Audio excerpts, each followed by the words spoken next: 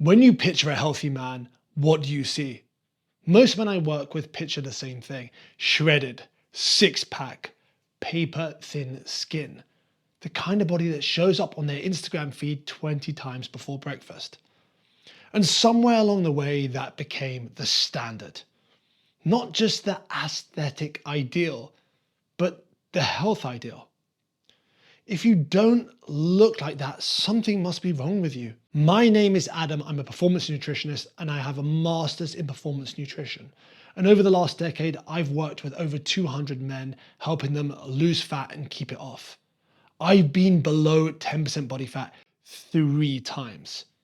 And what I learned from those experiences, especially the first one, shaped everything about how I coach now. The first time I got below 10%, I was 22. And I'd put in serious work to get there. And once I arrived, I decided I was gonna stay. I didn't wanna lose it. And I remember sitting at a friend's birthday dinner, watching everyone eat, with nothing in front of me, doing silent maths in my head about whether or not I could afford a beer without blowing my numbers. That's what 8% body fat, I was probably a bit less, looks like in practice. Not a six-pack photo worthy of Instagram before it even existed, but a calculator running constantly in the background of my own life. My energy was shot and my mood was worse. And I was burning more mental energy just holding that number than I was spending on anything else that mattered to me. Then it fell apart. I didn't ease off gradually. I just stopped caring. Then suddenly, I'd ate everything I'd been craving or denying myself for months. I was up 15 pounds in the first month. And that's the version of extreme leanness nobody posts about. The body fat percentage where most men generally thrive, where disease risk is low, hormones are functioning properly, energy is good, and where you can maintain it without your entire life orbiting around food is roughly 12 to 18%. At 15%, which I like to call the magic range, you've got a flat waist, some good ab definition when the lighting is playing ball, you have visible muscle. You look like a man who takes care of himself. But then when you stand next to a dehydrated influencer at 6%, you'll look like you need to cut. And that comparison is where the problem starts, because that influencer look was never built for longevity. It's built for a moment, a photo shoot, a competition, a holiday where everything lines up perfectly. The second and third time I got below 10%, I already knew not to try and stay there. I had no reason. I got lean. I came back up to something sustainable, and I hover around 15% most of the year. The healthiest version of your body is not the leanest version. It's the version you can actually maintain. Okay, let's go back to that first time. I spent months trying to maintain something my body was never designed to hold permanently. My testosterone tanked. My sleep was garbage, and my training was starting to regress. And the relationship I had with food generally became complicated in ways that didn't disappear when the diet ended. At the time, I thought I just needed more discipline, more commitment, that usual fitness talk. That the men who held the leanness year round were simply tougher than me. They weren't. Most of them were just genetic outliers, hitting a peak week once a month and posting their best 3 photos using perfect lighting or using drugs, or even all of those. That's not cynicism. That's the reality of it. The fitness industry is built on selling you an aspiration, not on reality. Extreme leanness photographs well. It gets attention. It sells programs and supplements, along with the idea if you train hard enough, you could actually look like that too. And for the average man without those advantages, holding that level of leanness means that living in a chronic deficit.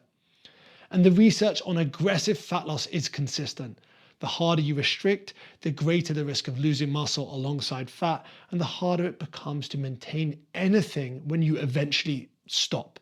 The men I work with who keep the results aren't the ones who pushed hardest. They're the ones who stopped trying to race. A few years ago, I had a client, mid-40s, who was an ex-rugby player. He had a decent training history. And he came to me wanting to get shredded. That was the exact word he used, shredded. Around week 3, he messaged me and said he wasn't sure if it was working. He didn't look that different yet, and he was starting to wonder if we were doing the right thing. He nearly quit at the exact moment the foundation was being laid. I told him to look at what he'd actually done that week. He'd added 10 pounds to his squat, his sleep was better, and he'd eaten in a way he could repeat without scraping through every day. By month 3, he was already leaner than he had been in over a decade. Not because leanness was a target, but because we built the right foundation and the leanness came with it. And even his wife started noticing before he did. And here's why that matters. Muscular strength and cardiovascular fitness are consistently among the strongest predictors of long-term health outcomes. Not your abs and not you being any leaner than 12 to 18%. Strength and fitness. There's a version of a man who's chasing a number on a scale, losing muscle in the process, and grinding himself down to hold on to a body fat percentage that his life can't actually support. And there's a version who's getting stronger, building something durable, and getting leaner as a byproduct. One of those men is healthy, and the other just looks like he might be. So if you want to get to 15% body fat and actually stay there, this is what you need to do. First, set a meaningful calorie deficit. To me, that's 20 to 25%, which is enough to see good results without being destructive. You can work out your numbers using my free fat loss calculator, link below. If you restrict too hard, you lose muscle, get really tired, and eventually eat normally again and regain the weight faster than you lost it. I've watched this happen to dozens of men. Then set your protein.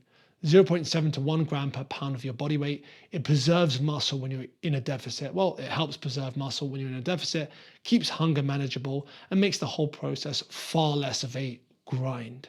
Most men I start working with are eating about half the amount they should be. That one change, seriously, significantly changes things. Then, this may shock you, but aim for 30 to 40 grams of fiber per day. This will help keep you full and make getting to 15% and staying there far easier. Of course, you want to strength train with progression in mind, not just showing up and going through the motions. Adding weight or adding reps over the weeks, that's what changes your body composition and gives you the shape you're after. And let's not forget about your recovery. This sounds obvious until you're the person training 6 days a week, wondering why you're getting nowhere. Training is a stimulus and adaptation happens when you're not in the gym. When you cut recovery short, you're just adding fatigue on top of fatigue. And finally, you want to build something you can repeat without barely making it through the week. The men who maintain results long-term are not the most disciplined people I've worked with. They're the ones who found an approach simple enough that discipline barely enters into it. A genuinely healthy physique isn't the leanest one in the room. It's the one that's built on real strength, sustainable habits, and a body fat percentage you can hold without your life revolving around it. That's worth more at 50 than any amount of visible abs at 35. If you enjoyed this video, subscribe and watch this video next. I'll see you there.